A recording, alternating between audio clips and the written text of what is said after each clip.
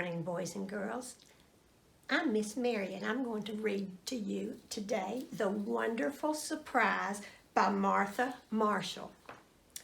Jesus died on a cross. He was buried in a tomb. It was the end, so everyone thought. No one knew of the wonderful surprise. No one knew what was about to happen. No one knew except Jesus. Jesus knew. He had known all along. He had told his friends, but they did not understand. The wonderful surprise happened just as Jesus had known it would. It happened very early in the morning on the first day of the week. Jesus arose from the dead. He was alive. Jesus was alive. The soldiers who had been at the tomb did not know that Jesus was alive. They only knew that the tomb was empty. But Mary Magdalene knew, for early in the morning she had stood by the tomb crying. A man stood close to her. The man said, "Why are you crying?" Mary Magdalene thought he was the gardener, but when he said Mary, Mary knew who he was. "My master," she cried happily. Jesus was alive. Mary Magdalene knew, for she had seen him.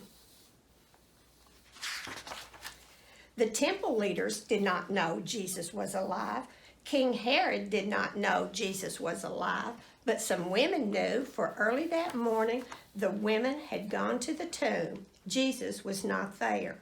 2 angels were there. The angel said, "He is not here. He is alive. Hurry and tell his friends." And the women hurried away. Suddenly, Jesus met them. "Greetings," he said.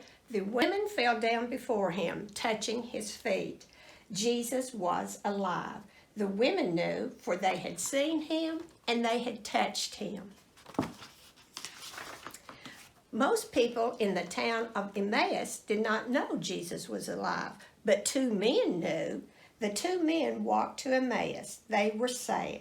Jesus of Nazareth had died on a cross.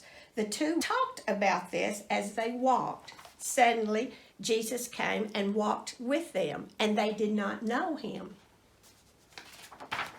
But when they stopped to eat, they knew he was Jesus. Jesus was alive. The 2 men knew, for they walked with him and they had eaten with him. Most of the fishermen from Galilee did not know Jesus was alive, but Peter knew. Peter and his friend John had run to the tomb.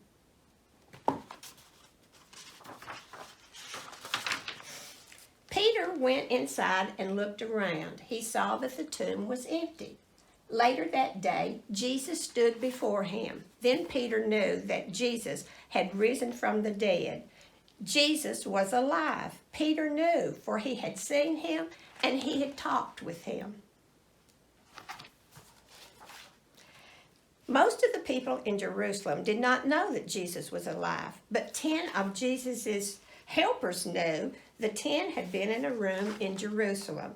As they talked, Jesus stood among them. He spoke to them. He showed them the nail scars in his hands. He showed them the scar in his side, and he ate with them. The 10 were so happy Jesus had come back to them. Jesus was alive.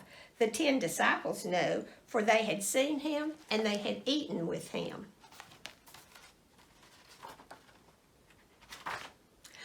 On the first day of the week, long ago, only a few people knew that Jesus was alive, but soon over 500 people knew.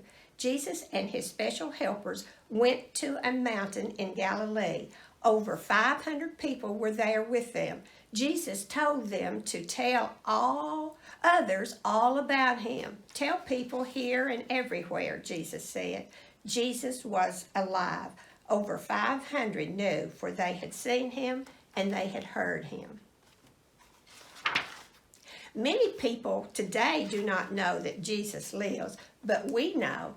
We have not seen him or touched him or heard him speak, as did his friends long ago, but we have the Bible. It tells us that Jesus lives, and we believe. Blessed are those who haven't seen me and believe anyway. John 20:29.